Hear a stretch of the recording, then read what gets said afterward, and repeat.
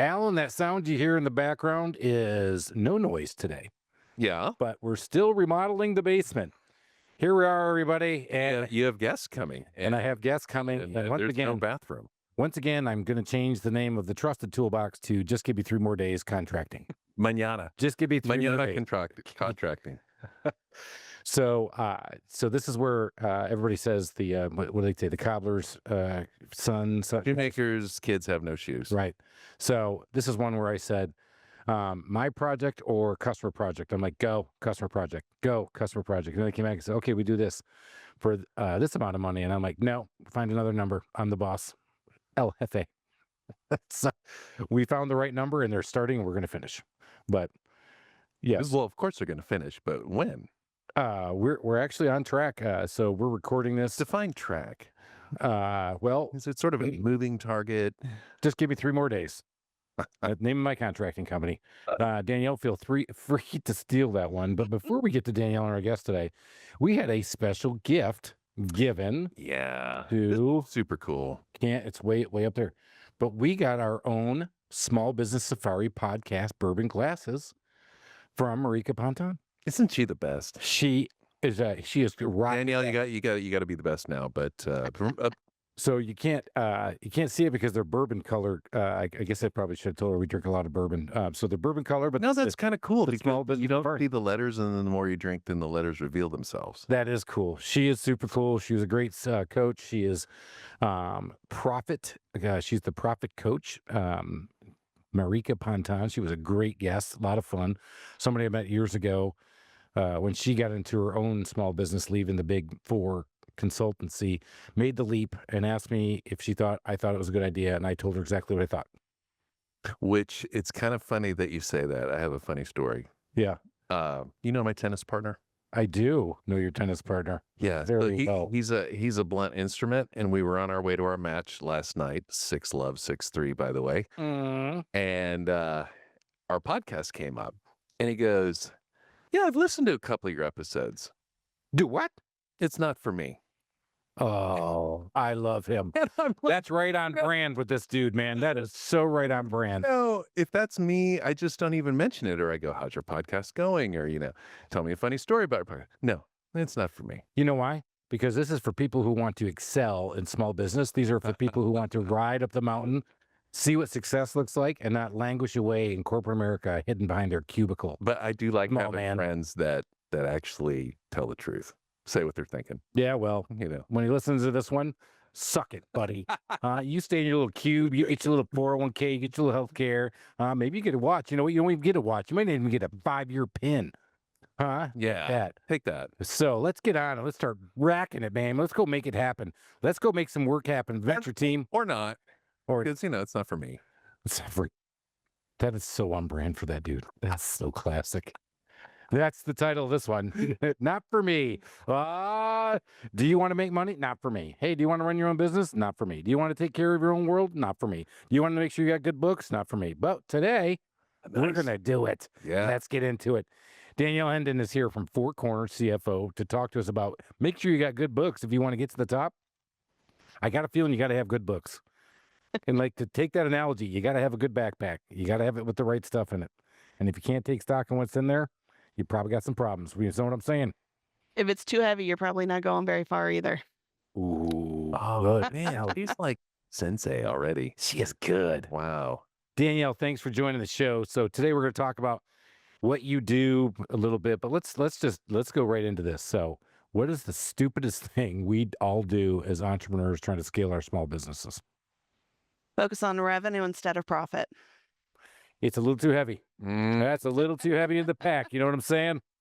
I was hoping she was going to say focus too much on process rather than culture. Ooh. Huh. I saw you had a LinkedIn post that was kind of. I do. I talk a lot about that. Because Chris and I kind of have a little differing opinion, but of course he's wildly more successful than me. So maybe you should just be all anal, all process all the time. Thank you. Oh, no fun police. What? That's right. NFP. All. I'd be curious in that environment what the turnover ratio looks like. Well, it depends on who's doing the turning. So, as the trusted toolbox turns, we are not. Great question, Danielle. I think culture eats process for lunch every day. Got it. But you got to have good processes if you want to scale. But Danielle hit on it. Sometimes. Well, could you be more successful with good culture and bad process than good process, bad culture? I'll let Danielle answer. Let's see if she's right. Danielle, I'm gonna go in the sound booth. I'm gonna say no, actually, because you can have the most amazing people and the most amazing culture, and you're gonna hit a cap. did you just flip me off? No, I said, bring me back in. I don't know what she said. I took my headphones off. So, all right. She agreed with you. Danielle. But I also don't want you turning over employees like left and right, because that's not good either. No, actually, come on. You know, I take a lot of pride in that. My body count's really high. My body count. You're like Schwarzenegger. It is business. You know, it's quick, though. I have to say it's Terminator quick. Like, if you come in and you don't make, because again, we're in people's houses. If you don't fit our culture and you can't follow our process, you opt out or we opt you out pretty quickly. You're the Navy SEALs of remodeling. I was gonna say, are you the John Wick? John Wick. Don't feed his ego, Danielle. Look at the look on your face. I know. You know what sucks? That's like the best thing anybody ever said to I you just on had my 4 years of this podcast. I'm so excited. Called you John Wick. I am taking that to my sales meeting. Boys, You're going to have to wear a I'm wig. John Wick. You're going to have to wear a big wig. No, a big wig? Yeah, thank you. I'm going to wear a dark suit, put my sunglasses on, and go, anybody seen John Wick? Did you sell something last week? Looks like bullet in your head. Bye-bye. Oh, look at you. And I'm just going to keep dancing around in the But room. wait, we just said we're not doing that. Oh, we're not shooting everybody? No, no. Our only hears every other word, Danielle, so... Shoot. Yeah, that's right. Shoot again. No? So, I Danielle, don't want the turnover. let's go back because here's where I've told people, cash is king, but you got to have those sales, right? You got to have that revenue. You want to get to that bottom line. So when you say we're too focused on revenue, what do you see us doing? So you're absolutely right. Cash is king. Revenue is important. But if you are growing for the sake of growth, more money, more problems. If you're not actually growing your profit and putting more money back in your pocket, what are you doing it for? That's a great point. More money, more problems. We've talked to a number of people on the podcast. I was just talking with a guy who was on our podcast years ago because we've remained friends. And I've been asking him, as he was able to niche his business down in remodeling, he was actually able to grow his profits.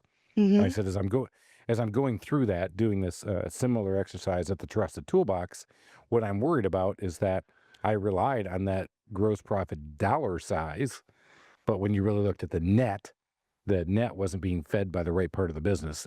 Net was being fed by the left part of the business as a. But you like dropping the top line number. I do. Yeah, I'll do it.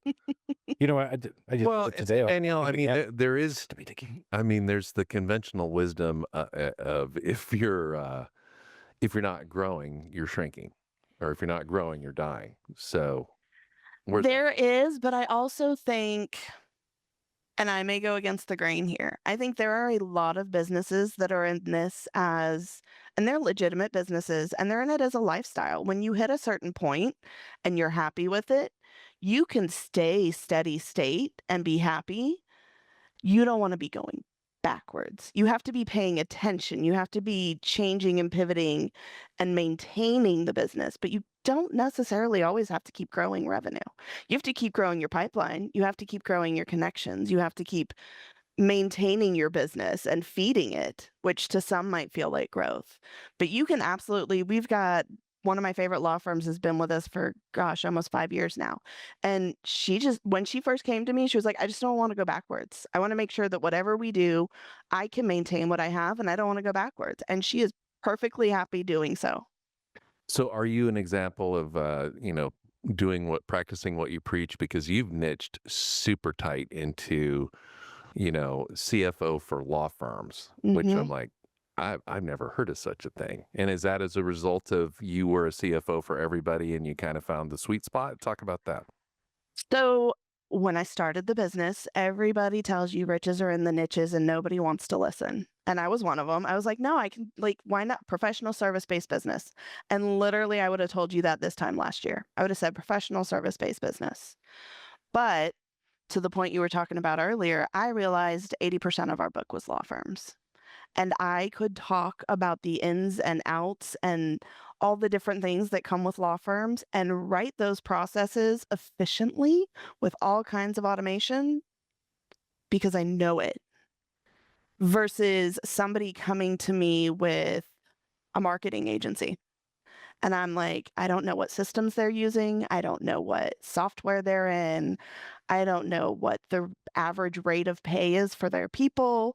It just completely changes your ability to find efficiencies in your operations. And so many law firms, so many businesses in general, if you haven't looked at your numbers and you're still charging hourly, are losing out on getting all that sweat equity you've put into those processes through efficiencies on flat fees.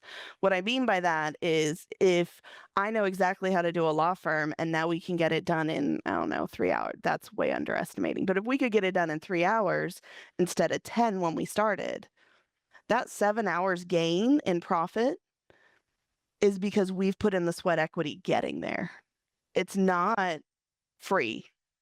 And my guess is it's a lot easier to sell your services when you're focused on one thing and you've done it over and over again. So you've got your next prospect attorney. How has your pitch changed in the last 12 months? It is quite literally focused on what I know exactly they're going through. I mean, we went from, I'll tell you, my current pitch right now, I realized, is we've always sold comfort and clarity. Because when you don't know your numbers, you're in chaos, anxiety, overwhelm. But comfort and clarity are not painful enough to make people pull the trigger. So we are actually in the process of building out a quiz for law firms. But the new pitch itself is, if you show me your numbers, I can tell you exactly what you're leaving on the table right now. And then we can go work on it. That would work with you. That would. Boy, it's really hot in here still. I'm going to start taking my clothes off. Sorry, Danielle, but I'm like, wait, I don't know about that.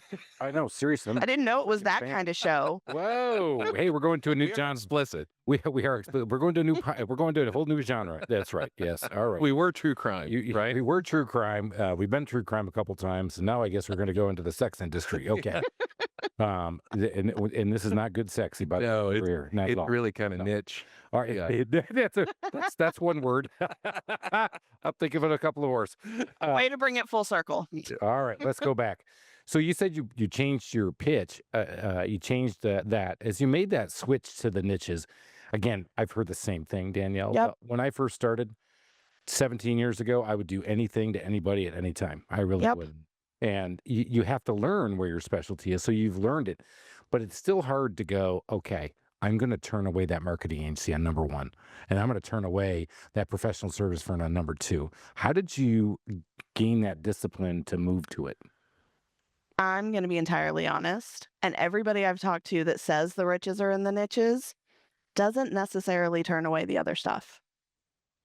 Because I'm assuming, and based on what I saw on your LinkedIn posts, I mean, if somebody comes to you and they want to do business with I you, can't help myself. If they're a Why not? passionate business owner, I'm like, all right, let's go. but you're just not focusing on them as far as your target market, your avatar. Yes.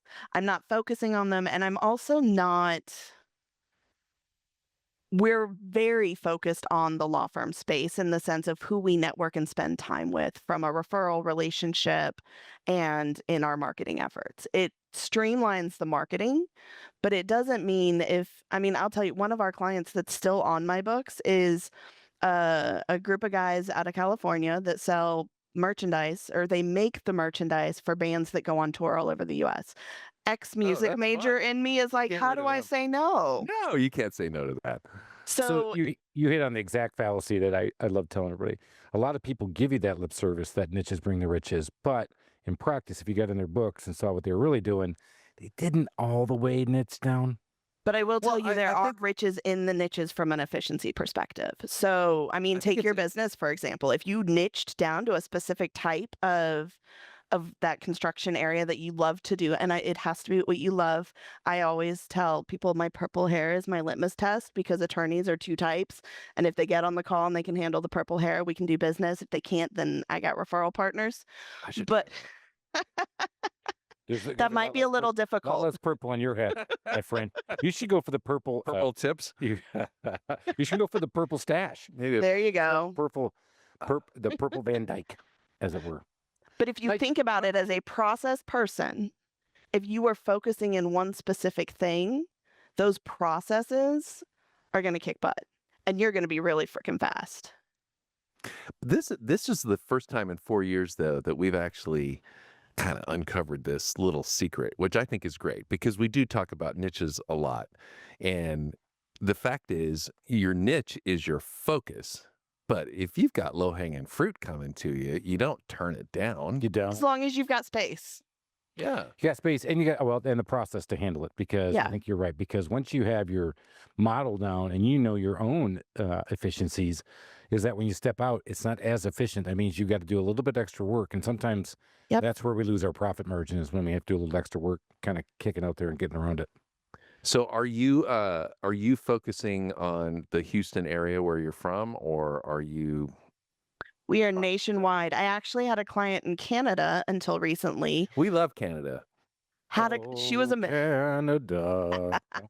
hey, they've got That's- some That's the good best bourbon. singing you've ever done in 4 years. I think that's because I have a bad sore throat. It's true. Exchange rates weren't so friendly for us, so we're pausing for the moment. Oh, right. All right. So let's go back to the lawyers and how you handle them. So you say you can look at these books. So in our world, well, any world, right? You have revenue and you have cost of goods sold, leaves you with your gross profit, and then you have the overhead and expenses. Yep. Tell us, what do you see are how do people organize their books to be able to see some of these trends and some of the things you do to help them? For anybody, professional or trade, that is in what I will call the service-based business, meaning your people make you money, your people need to be in your cost of goods sold. And if they're not, you are losing a huge part of the story. And it's a big part of how we calculate exactly how much money's left on the table. Unpack that a little bit more. Yeah, hit it. So if you've got, let's say, a team of 5, and you do a lot of flat fee work, as most people with people do, because that's where the efficiencies are. Those people, those 5 people, should be working whatever their hours are. I'm going to assume 30 to 40, though I will be honest, most of my team is part-time and I love it. But let's assume they work 30 hours a week, that they are doing client-related work, not driving, they're on client-related work. And on average, if you were going to build them out hourly, it should be $200 an hour. You take those 5 people times that 30 hours a week and that $200 an hour. And if your revenue's not coming in there, you're missing something. Got it. You can't cover the other. Yeah, you don't have the right utilization. So do you also help develop metrics for them to kind of get their own scorecards put together? She's shaking her head. This is a podcast. Yes. Yes, we do. I don't want to interrupt you all the time. No, I go on the radio quite a bit, and our radio guest host always does that. This is radio. We can't see you. I am definitely a fan of ratios and utilization, and operations means just as much as the numbers. And for our law firms especially, we usually try to get access to those operations practice management tools because they help us tell the story of your numbers. And my goal is to always make the numbers a story that makes sense to the business owners. And if it doesn't make sense to you, and we're talking accounting terminology or over your head, you can't use it. If it's not useful, it doesn't make a difference. Do you find that these guys have these law firms have similar software packages, or do you oh really? So what's the name of the one that you see the most? Clio. Cleo, got it. Yep. I had an Aunt Cleo once. Did you? That's all I got. That's all I could say. Was she a good cook? She was a great, She sounds like she'd be a good cook. yeah, of course. Yeah, a lot of my I was in the kitchen with them all. So yes, they were all great. What a gift you got. I grows up. Cleo. Yep. That's amazing. She was cool.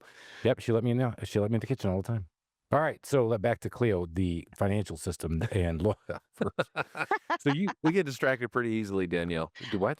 Huh? What? Where? Okay. That's what makes life fun. That's right. So do you what services do you provide? Are you doing fractional CFO or, Yeah, so we are fractional CFO.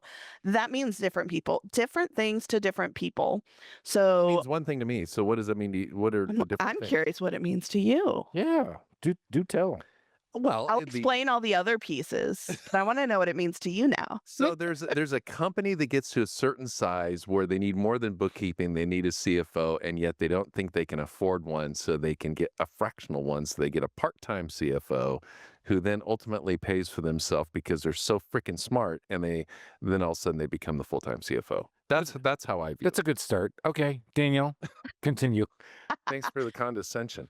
So, You know, I'm not afraid to throw it out there. Not for me. You know, hey, you hit the cliff notes. see, You got the cliff notes of see it. that?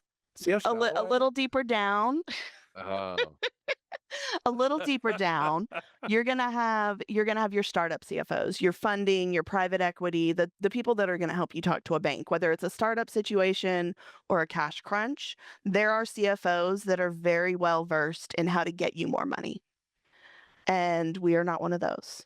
Then you have the CFOs that will come in and I'll be honest, they're going to be like, oh, I need to look at your books and let's figure out what the problems are. And they're going to be very project oriented in how to quote unquote fix your business. That's not what we are either. We fall in a group of CFOs that do controller and operational style CFO work. So it's taking that next step from your bookkeeping and building out a budget, understanding your revenue streams, understanding your expenses, focusing on the budget to actuals, because that's where the story starts to happen. And that's where you can make current changes in your business that aren't hidden away in ratios that then need further explanation. We can do those budget to actuals. Then we take that and we turn it into a cash flow forecast that looks like your budget. So it actually makes sense to you, but it includes all the timing and the loans and the profit distributions and the savings for taxes, because please, by the love of God, save for your taxes and don't leave it until April. Make a note of that, Chris. Write that down. Well, I don't want to tell on myself, but April is just an extension day for Chris. For very many people, it is. But if Yes, you I aren't still saving, pay. Give me 3 more days. Give me 3 days construction. Give me 3 more days, Uncle Sam. That's never worked. he doesn't listen very well. Ooh, not a good listener. Not a good listener, Uncle Sam. Thank you. You know, I love door number 3 that you talked about, and I like the way you explained it because Wasn't it a great setup question? it was a great setup question, and it was great. Your high level, just hey, fill in the buckets about what you should be asking. So that's going to be the next question. When somebody looks, because I actually part of a mastermind CEO group. A lot of these guys know this, and you'll hear that. Hey, I'm looking for a bookkeeper. I'm looking for a fractional CFO, but they don't. Nobody really knows what they're asking for. So, what questions should we be asking you, or what should we be asking people before we ask for people to help? No big. If you want to look at the future, you want to talk to a CFO. If you want to look at the past, you're going to be talking about, if you want to organize your books and look into the past, that's usually going to be a tax person and a bookkeeper. Really good tax people are going to get into strategy and look into the future with you, but they're not going to get into business strategy. They're going to get into tax strategy. I will say one of the best pieces of advice I got when I started my business, because like everybody, I put like everything in the kitchen sink we could do up there, and had a business coach tell me they don't know what they want. You need to tell them what they need. So I no longer wait for people to be like, this is what I need, because I know exactly what you need. And we use our 6-part framework. I don't care who you are, what you do, how you do it, it fits. She's like accounting Yoda. For lawyers. For- Which is, I know, but Hey, I but know we you take do. other Don't people. wish You were missed a that lawyer? part. You do wish you were a lawyer. You're kind of jealous. I can see. no, I have no. Hey, can you talk about a little bit about budgeting? I've been through so many budget processes, and it just feels like a wild ass guess. I mean, you're just, okay, You haven't been doing it with the right people. we're gonna go for 10% this year. We're gonna go for 15%. And then you backfill it and blah blah blah, and you committee it, and then Yep. and then somebody just decides what it's gonna be, and hey, there's your budget. You got to hit it. So, what? So Yeah, help. that is the easy way out of budgeting. I will be honest. And my team probably hates me that we don't take the easy way out sometimes. But a lot of, as you grow and scale, a lot of budgets will start to become very trend based. It's how much are we doing on a regular monthly basis, and let's grow by 10%. You lose the story in that. With our clients, and I'll be honest, we're working with anything from $500,000 to 15 million. We do what I call bottom up budgeting. We don't budget by account.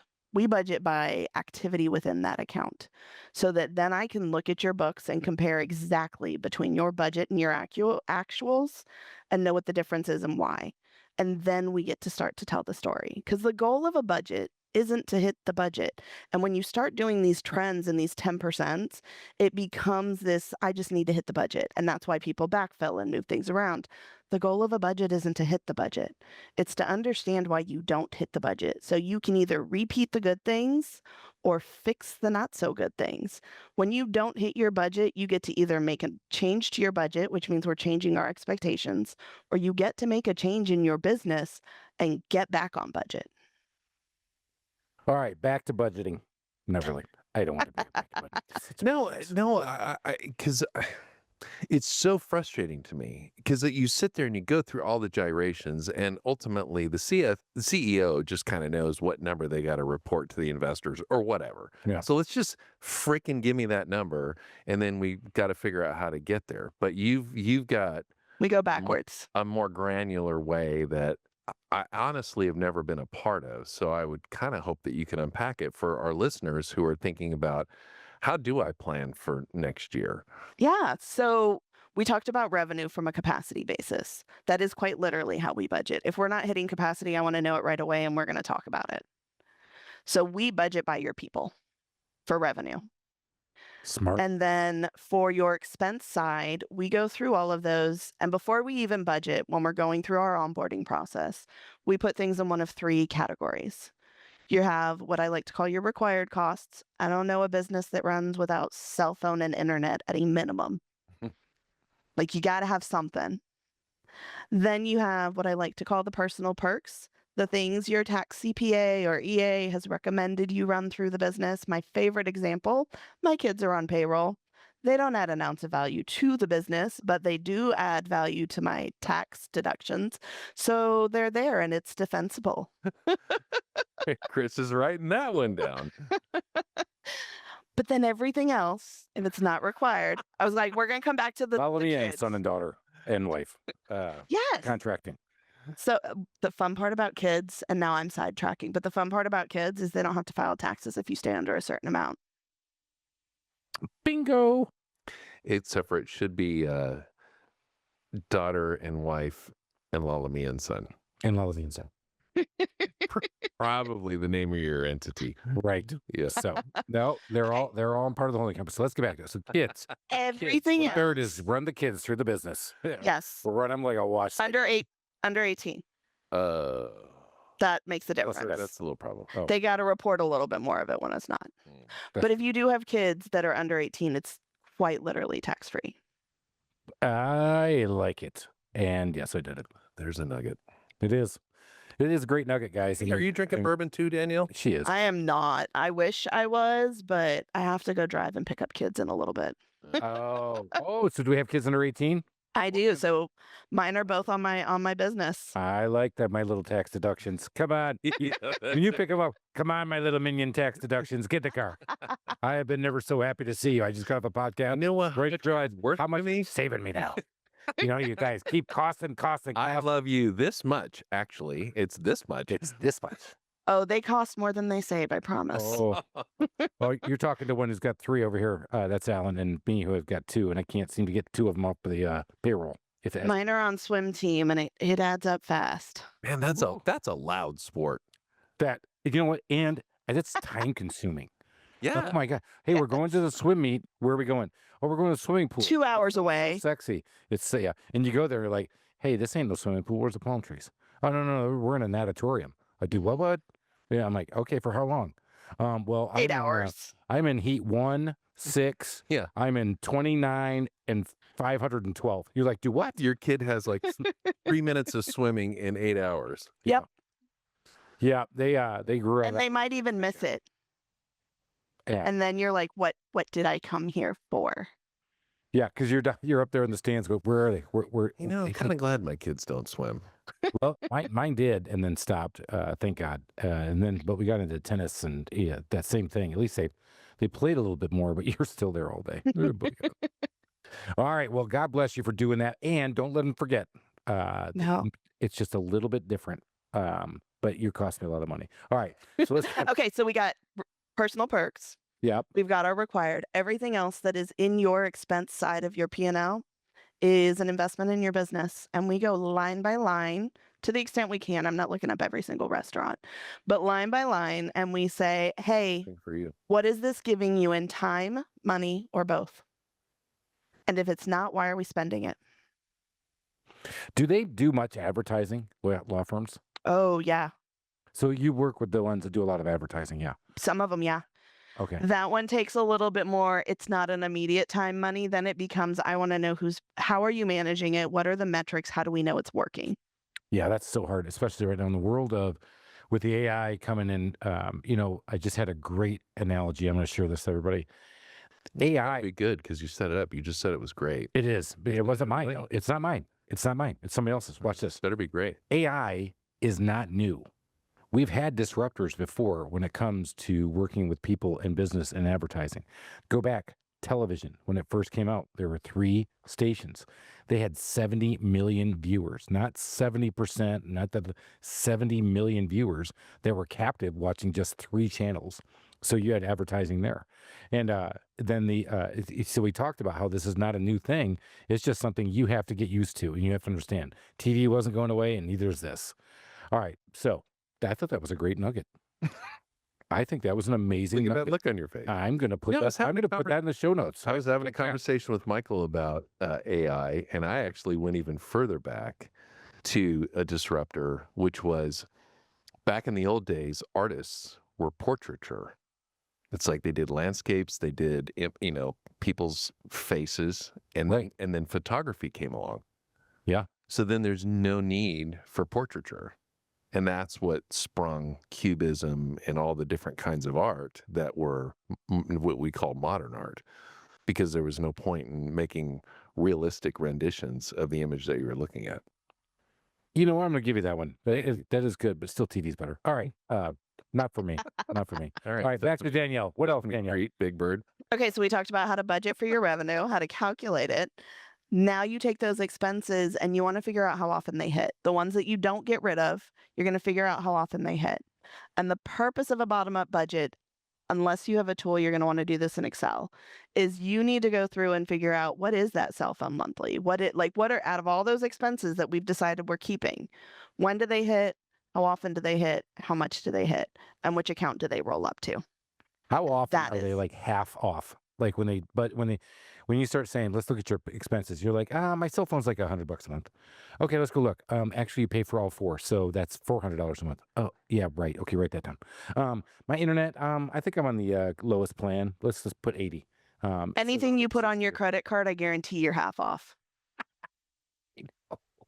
It's so It just runs and goes. Is if you were working with Chris, you would be going through the Braves tickets, the Falcons tickets, the trips to Vegas, Kiowa Island. Some of that might hit personal perks versus investments, but He would have to defend how that impacted his business. Was it worth it? What's the ROI on it? I will argue that Bill Gates had a lifestyle business. His lifestyle was just very, very large. And I have a lifestyle business too. I don't have Did a I private. just hear you equate yourself to Bill Gates? Well, actually just hit me because everybody says, Chris, you have a lifestyle business. I'm like, I do not. I mean, I got a process-based business that's working in 2 different cities. I'm like, don't give me this crap that I got a lifestyle. it supports your lifestyle. And I wish people would quit thinking lifestyle business was a bad thing. You're right. I was. And that's why I'm going, you know what? He is so on your side today. I'm so digging this too. I know. You know what? You know what she's thinking right now, Alan? Not for me. Okay. Touche. I love that. All right, let's go back to Danielle. She's trying to give us more nuggets, and we're running out of time. So, Okay. Yeah. So you get engaged, you keep moving, you're running through this, you give them the budget, they start rolling. How long do these guys stay with you is one of the biggest questions I've got. So I'm on board with you as a law firm. How long will they usually stay? Honestly, indefinitely. So it takes us about 6 Second months to question go was through that process, I know. but it's it a layup. becomes You were trying to see if her turnover was as bad as yours. Oh, I knew it wasn't. I mean, I knew it was a layup. I'm not gonna lie, I just told you we lost the client in Canada, exchange rates got too high, but But that's not on you, most though. likely it's Not your fault. usually it's indefinitely. It becomes a little bit of a therapy session sometimes. I open most of our client meetings with what's giving you heartburn right now, because half of our clients don't even look at their reports. They just know that we've looked at their reports, and then we're going to talk through whatever's giving them heartburn and figure out the answers. Guilty. No, but Once I got my books back straight, and now I don't have a fractional CFO. I have the bookkeeper looking in the past. We close up our books. But you're right. I actually, the meeting has gone. I mean, we're done in 25 minutes with that part. well, and that's the sign of the fact that you completely trust that person and you've got a good person in place. Now you still have to check on them to make sure that Danielle's not embezzling or whatever. I mean, she's got a swim team to support. I know. She I do. That's expensive, but that is also why the ex-auditor and me will never do bookkeeping or taxes. I think you need multiple eyes on your books every month. Great point. Expand on that one real quick. So segregation of duties is what we technically call it. It means you want more than one set of people looking at everything. You want more than one set of people touching everything. The bookkeeper's job is to categorize it. I can't tell you how many times we come in and one of our first recommendations is to change bookkeepers. Wow. Huh. I could say, well, actually, having been through a nightmare of having the wrong bookkeeper, I completely understand. And I think right now I'm in the groove where I am debating the whole fractional CFO, which is why part of the reason we're on. So Danielle could have a little therapy session with Chris. By the way, And I'm not a Danielle, law firm. the purpose of this Hey, we podcast take out there. You missed that part. is for Chris to get free advice. That's right. I like free So advice and let's access to incredible people. let's go super granular because you think about who our listeners are. Yeah. And there's somebody driving down the road going, well, how do I know if I have a good bookkeeper? Oh, that's a great question. Ooh, that is great. I'll tell you how I know when you have a good bookkeeper or not. Well, two ways, because I'll also tell you we have a client that we onboarded recently, and as soon as they found out we were involved, because one of the first things we ask is for an intro to your bookkeeper, they started sending all these corrections over and things that needed to be done. And I was like, they know someone else is looking. Gotcha. So that's one again. way. You could Uh. fake it and say you hired a CFO and see if you start getting a bunch of emails. The other way, though, is if you are willing to get into your own QuickBooks or Xero or whatever accounting platform you're on, you want to look at your balance sheet. And inside your balance sheet, you should have something called reconciliations. And they should be getting done every single month, and not just done, but inside. And I'm going to talk bank reconciliations and date myself a little bit here. A bank reconciliation is kind of like tying out your checkbook back in the day.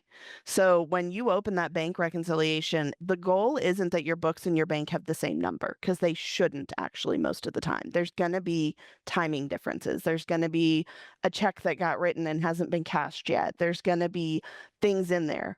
Those reconciling items, those uncleared items, should all be fairly recent. If you've got stuff back to 2020, your bookkeeper hasn't been keeping clean books.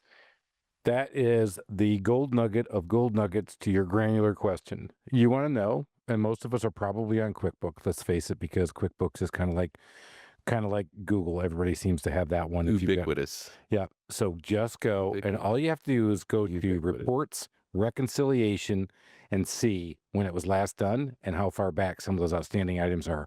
And when you see 6 months worth of unreconciled items, yeah, you got a problem. Oh, Yeah. Is that what happened? Yeah, that's what happened. Mm. Yeah, I had no idea. That's a great question, and that's a great answer. And that I is think the I nugget. just got 3 great questions out You- of that one. So, yeah, not for me. 3-0. I would say still your opening line, not for me. That's your 100%. Oh, just because I know this guy. I mean, we can go. I'm going to be kind of offended if that ends up being the title of this. I'm just saying. Not for No, there's no way. no. Let's Well, how about this? Hey, you want a bad CFO? Not for me. Listen to this episode. way to spin it. I'll Thank give you one for that. All right. But yeah, we can go to the tape. You said great question like 3 times. I did. Need- All right. Danielle, how can everybody get a hold of you? Because you have to. And if you aren't a lawyer, she'll still talk to you. And I think it's worth the conversation. And if you know somebody's a lawyer, you better send them. And how about this? If you're using that lawyer, definitely send her to Danielle. Oh God, that's a good idea. Oh, that's a good one. Yeah. So you're using a lawyer, send it to him. Send the lawyer. Hey, look, man, I want to make sure you're charging me right. I don't want you to be overcharging me, and I want to make sure your books are good. You need to talk to this chick. So talk to Danielle with the purple hair and get ready for it because she's going to bring the heat. All right, Danielle, how can we get a hold of you? Website's the best way. The number 4, not the word, cornerscfo.com. And then you can find me on LinkedIn under my name. And we are going to have a page set up just for you guys that I need to double check what it So is. wait a minute. I'm not very smart. Say the website again. So my website is the number 4, cornerscfo.com. You'll find all kinds of information there. But just for this podcast and for you guys to drop into the show notes, we are going to have fourcornerscfo.com/small business safari. That'll have some freebies. That'll have some ways to get in touch, all the fun things. And I am Let's going to tell her to put "not for me" somewhere in really big letters. Oh, yeah. Bonus if it's not Yeah. me. Hey, You wouldn't get a. Hey, do you want to make Perfect money? glass. Not for me? Don't call me. Huh? You want to make money? You call me. That's it. I love If it. money is not for you, don't worry about it. Not for me. Not for me. I love that. We're going to spin that. We're going to spin that in the title. I think that actually gets more trust. Because let's face it. We just made this a very sexy topic. I mean, we actually got, we went, Well, you know, I didn't even have to take my clothes off today. thank God. I know. I know. I turned the fan on at night. That's why I walked away. And did. It's quite cool now. Oh, Thank you. thank God. All right. I'll get you back in the meat locker. Oh, jeez. All right. Can we get to the final 4 questions? Let's get there. We've got to get there. Danielle, what is a book you'd recommend to the adventure team, our small business safari listeners? If you are not ready to look into a CFO, but you do feel like there's something going on in the numbers and you want to be more profit oriented, I'm a huge fan of Profit First by Mike Michalowicz. Really, really, really good book just to get you mentally oriented and looking at your bank account and setting things up in a way that puts you first, because so many business owners put everybody and everything else first. That's the best explanation for why they recommended a book we've had in 4 years. That is a great explanation, and have read the book and haven't adopted one thing of it. I'm kidding. It's a little tedious, but It is. But I would tell you what, I know 2 companies that have actually have implemented the Profit First. There's a lot of checking accounts you got to reconcile, and my bookkeeper does charge me by account. So I said, well, we're just going to do it all in one. so Chris, that's why you need the fractional CFO, because we just take all of that and we do it in a cash flow forecast instead. Oh, I'm calling. Don't worry. Chris, you always think you're smarter than everybody, but once in a while, I do get. you got to give it to them. I do. I actually been put on my head. I think I got concussed. Because we're football There's season. no doubt you got concussed. Oh yeah. No, there's no doubt. I mean, it's so funny back in the day. I was like, stars, bright lights, hands shaking. That was just next play. All right, let's keep going. All right, next question. Whoa, boy. And speaking of concussion, I just lost my next question, but I have it. What's the favorite feature of your home? The fact that my office is completely separate from the whole other side of the house. My kids have their set, like all the rooms and everything else are over there, and my office gets to stay nice and quiet. Love that. I think we haven't done the heat map on the questions of the favorite home. I would say for a lot of people, it's been their office. Mm-hmm. Isn't that wild? I think so. Yeah. I mean, some have been Makes sense. the view. You Yeah. I mean, spend a lot of time there. You may as well make it awesome. right. Yeah. I love that. Wow. How close are you to the Gulf? Oh, I could probably ride a bike. Ooh. That's pretty sweet. All right. So proximity is also big. All right. One of the things we haven't talked a lot about, but because you got to have good books, but Al and I are kind of customer service freaks. We're kind of crazy about it. What's a customer service pet peeve of yours when you are the customer and you're out there and looking for service? So I'm going to spin it a little bit Oh. in a way that fits with what I do in business. Mm. My pet peeve is when people are completely inauthentic.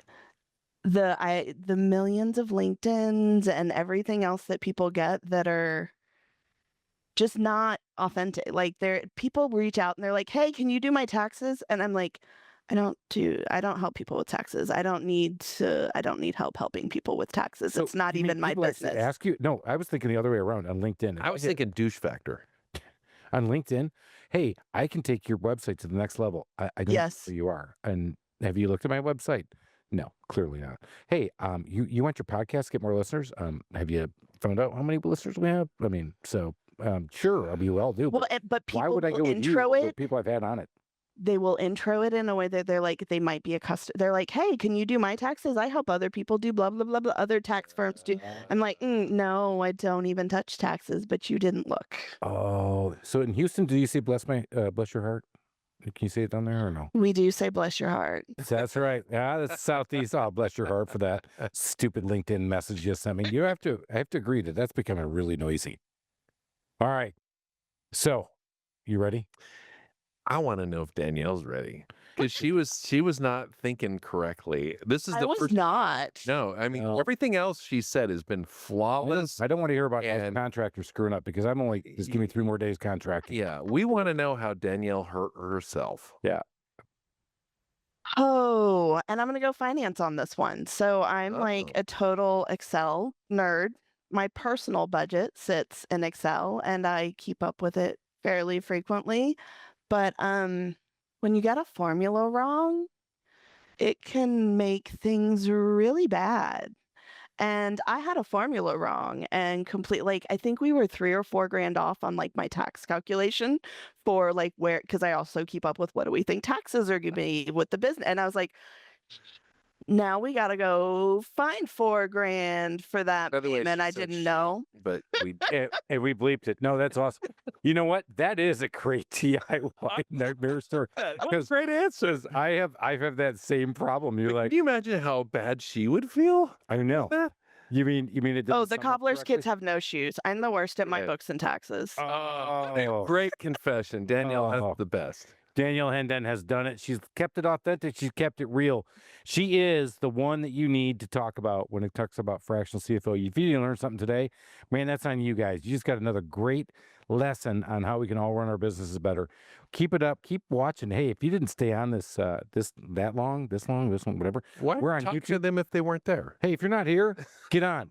If you're still here, what are you doing here? No. Go out there and make They're the money. best. Make it happen. YouTube, go out there and check us out because these things are online. You can see the mess that is the plastic behind me. But once again, this podcast, if you didn't get something out of you, maybe it ain't for you. No. Yeah. Huh? Not for me. Not for me. No. Let's go. You have It is for you Dumbass. Not get anything out of this one. because this was awesome. Yeah. She brought the heat. So many gold nuggets. Right. Epic. Yep. Hey, Alan, Yeah. let's go swimming. We got to get out of here. Danielle ended. Thank you so much. Enjoyed it. Cheers, everybody.